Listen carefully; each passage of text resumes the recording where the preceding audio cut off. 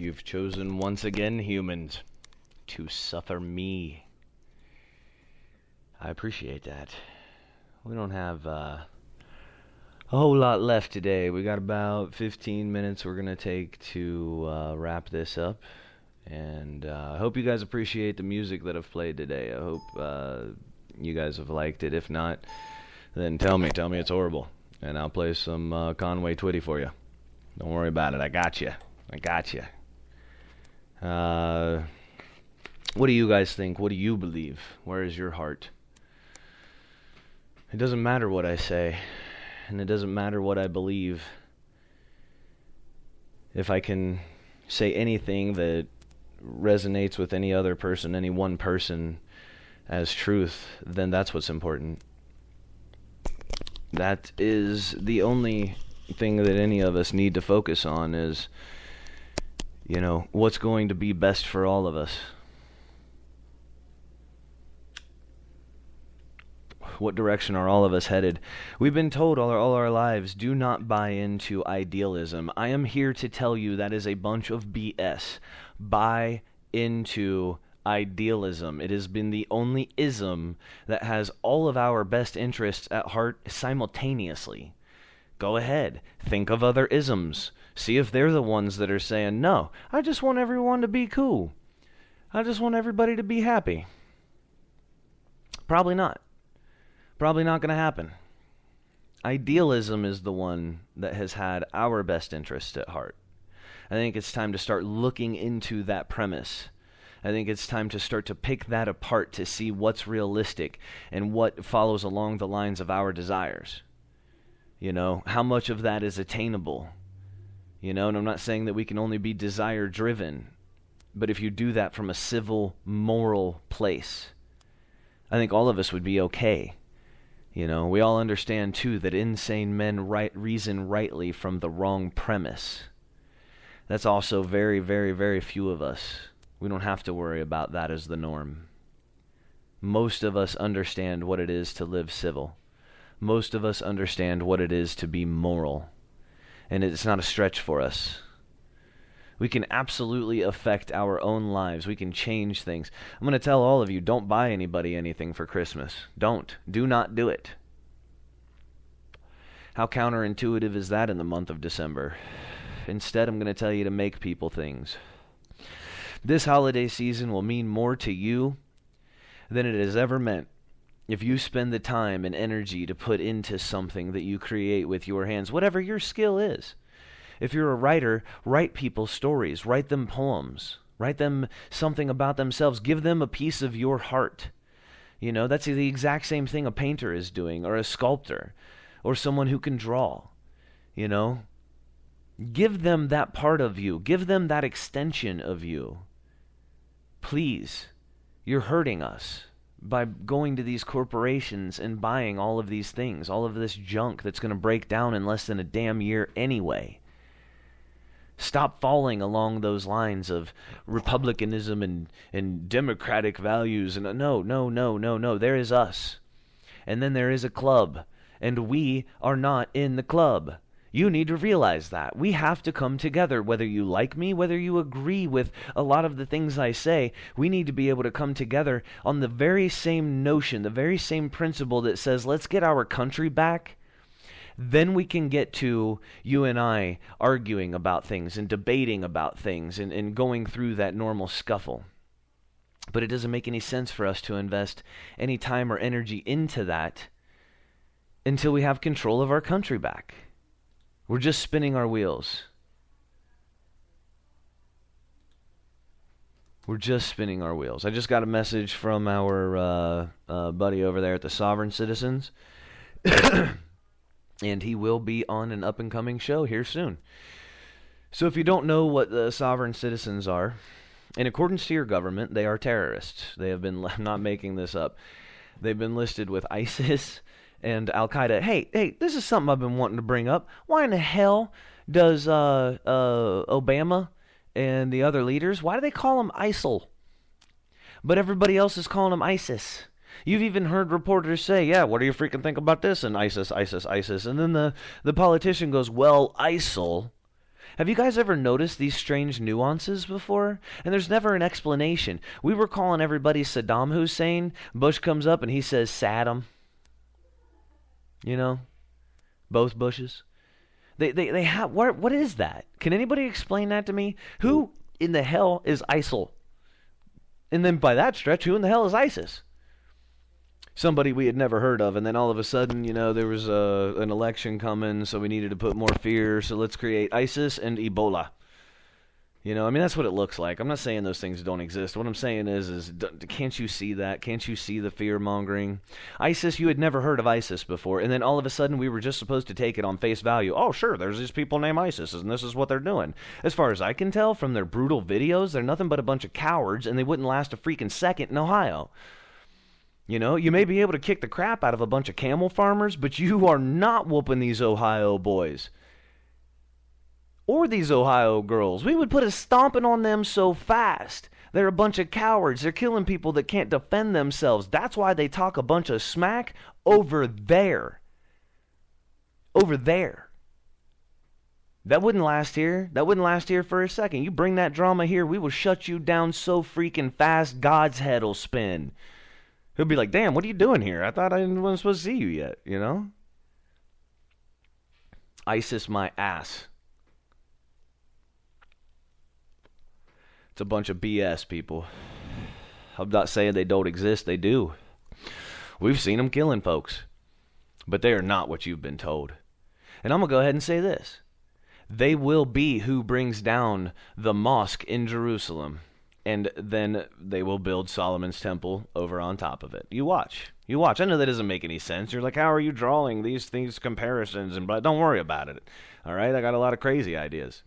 All right? Maybe that's how I made it into your ears on radios, because I got a bunch of crazy freaking ideas. But you watch. You watch. New York will not rest well. Look at the tone of the nation. You let that cop go with no indictment, and you think those New Yorkers are going to just lay down and take it? Oh, okay, sure, just choke out the citizens and kill them. No, they know that could be them. They understand. Black folks especially. They're really feeling like this is the civil rights movement again in a lot of ways. I'm not trying to be disrespectful to the folks that lived in that time. I know this country hasn't seen that kind of tension since then. But do you not feel it building to that? Did you not see the 130 different cities? All in solidarity? They got up and started rallying just as quickly as you had seen people go out and celebrate Barack Obama's presidential win. I mean, we cannot be that prejudiced of a people, really, dude. The dude has the name of a terrorist, and we just went ahead and elected him president. You know what I mean? I'm thinking we might be open-minded. I'm thinking the fact that we want our borders closed and for illegals and the refugee status folks to get out is so that we can actually heal our own country and fix our own country and start to take care of our own. And then once we've done, there's nothing wrong with us minding our own business. There isn't. It's okay. We're allowed to do that. And once we do that, separatist. People are like, oh, you're a separatist. Yeah, that's what I am. I'm like a weird temporary separatist, because I want to get our country back together. I want to close all these stupid freaking bases around the world where we're violating everybody's rights and treating everybody like garbage.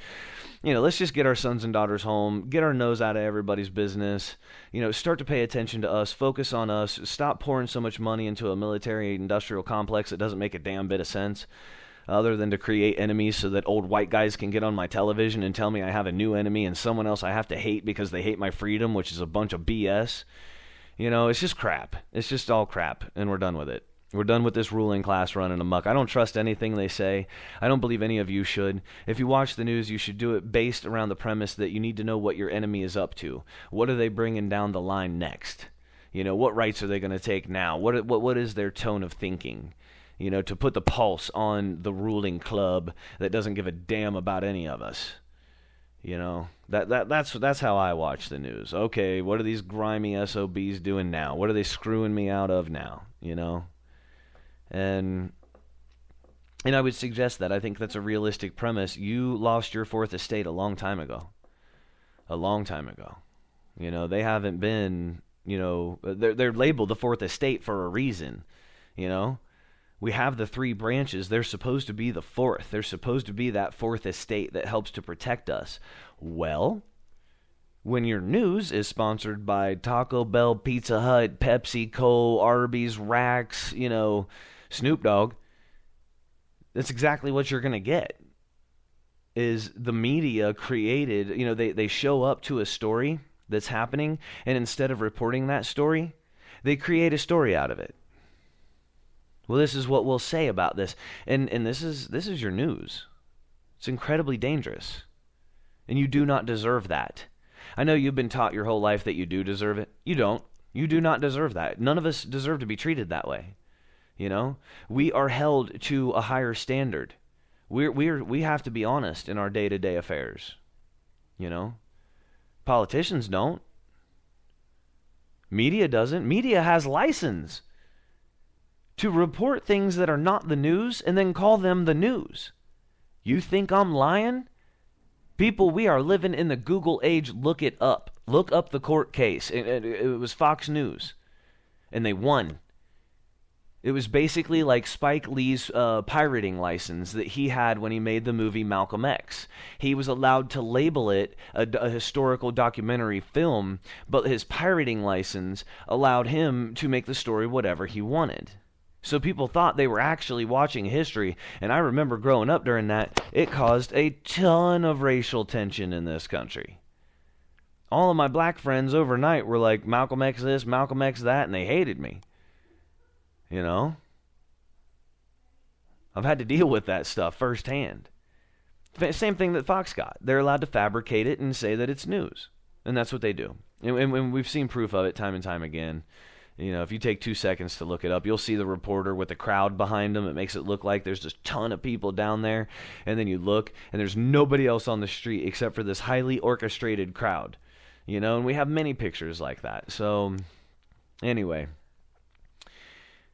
I appreciate everybody today. Heather, thank you for talking on here and sending me the list to read out to everybody. Thank you to everybody on our Right Side Media Network chat room. Thank you, guys. Thank you. Everyone participating very well in there and getting to know each other and, showing the love, man. That's awesome.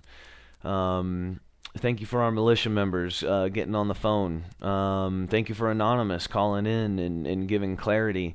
I want to continue to do that. I want to bring people on here and let them tell their side, and then we can all just decide from there what we believe for ourselves. That's funny. Joe Axe, depends on what the definition of is in caps like ISIS. You're welcome, Miss Gypsy. Thank you so much, man. Thank you for listening to me. Really appreciate you guys. If you guys get a second to... thank you, Lovey Foof. Lovey Foof. I like that name. Check out the Sassy Chicks New and Rustic Trading post, man. They're helping us out. We want to help them out, show them some love, give them a click on the Book of Facialitis, or give them a call, or walk in the door. And if you walk in the door, you say, hey, I heard about you on Right Side Media. They're going to have something free for you. What I want you to do, go down there, get the free gift, buy yourself some things, come back, get on the show, and tell me what they're giving people for free because my curiosity is killing me. And, so support those guys. Thanks for listening, everybody.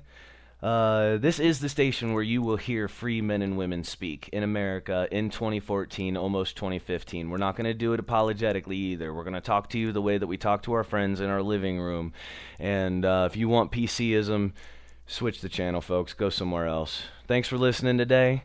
We've got Getting Down and Nerdy with the 6', 6" heavily covered in tattoos, ZZ Top bearded Tyler Durden. That's a scary guy. And we may have no apologies coming on after that. We may have the show for the Nightmares, the semi-pro team there in Lorain County. So you guys enjoy, and I will see you here tomorrow on Diametric Opposition.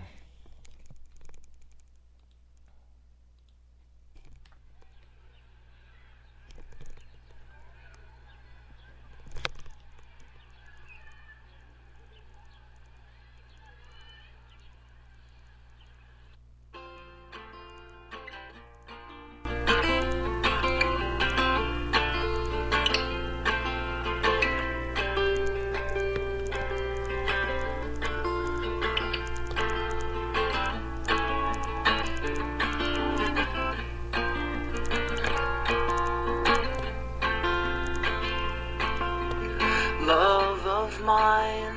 Someday you will die, but I'll be close behind. I'll follow you into the dark, no blinding light, or tunnels to gates of white.